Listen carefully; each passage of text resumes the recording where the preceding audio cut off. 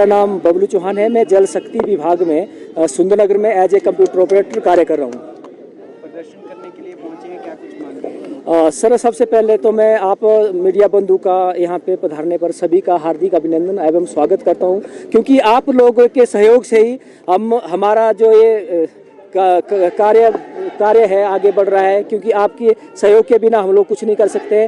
तो सबसे पहले तो मैं आप सभी का हार्दिक अभिनंदन करता हूं और सरकार से हम ये प्रार्थना करते हैं, क्योंकि ये जो आउटसोर्स एक कर्मचारी है ये हमेशा से ही एक ठगा सा महसूस कर रहा है अपने आप को। और पिछले 15 सालों से 20 सालों से हम लोग एक स्थायी पॉलिसी की मांग कर रहे थे, लेकिन बड़े दुर्भाग्य की बात है हिमाचल के इतने सारे लोग जो कि आउटसोर्स में है, सरकार जो है उनके बारे में कुछ नहीं सोच रही है। कुछ लोगों को 20-20 सालें हो गई, कुछ लोग ऐसे हैं जिनको 55 सालें से भी ऊपर हो गई, और अब उनका क्या होगा, यही हम सरकार से पूछना चाहते हैं।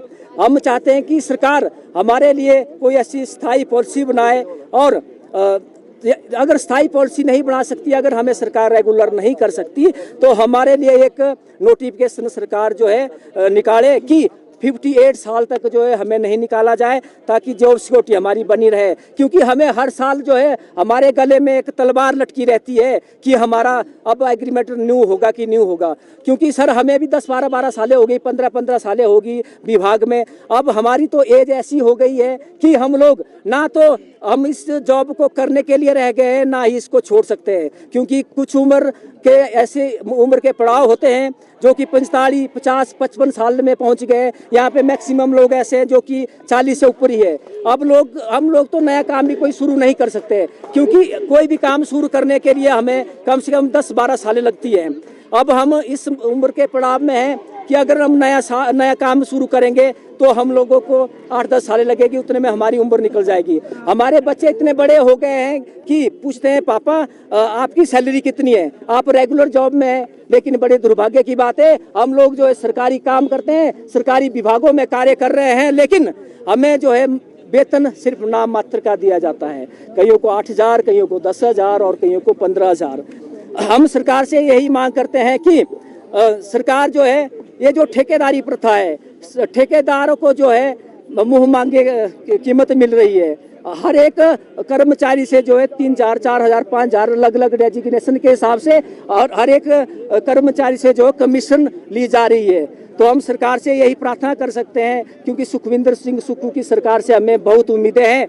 क्योंकि सुखविंदर सिंह सुक्खू जी जो कि बहुत बड़ा फैसला है, जो ओल्ड पेंशन दे सकते हैं, तो हमें उम्मीद ही नहीं बल्कि सरकार से सुखविंदर सुक्खू की सरकार से हमें पूर्ण आशा है, उनके ऊपर पूर्ण विश्वास है कि जो ओल्ड पेंशन को हिमाचल में लागू कर सकते हैं, वो हमारे लिए भी एक स्थायी पॉलिसी ला सकते हैं, हमारे लिए भी एक सम्मानजनक वेतन दे सकते हैं। हमारे लिए एक हम तो इस दुविधा में रहते हैं कि हम लोग परिवार में जाए तो उनका एक पालन पोषण नहीं कर सकते, क्योंकि हमारी सैलरियाँ 10 से 12,000 रुपए में है। आजकल हम हर डिपार्टमेंट में एक क्वार्टर लेके रहना पड़ता है। आजकल जो क्वार्टर का किराया है वो 4 से 5,000 रुपए है। अगर 10,000 किसी की सैलरी है तो आप खुद ही सोचिए कि ये 10,000 में आदमी क्या करेगा। क्वार्टर का किराया देगा, बिजली का पानी का देगा, बच्चों की फीस देगा। कई मदर फादर है हमारे और वो बूढ़े हो गए, उनके लिए भी हम क्या कर सकते हैं। हम अपना गुजारा नहीं कर सकते, अपने परिवार का गुजारा क्या करेंगे।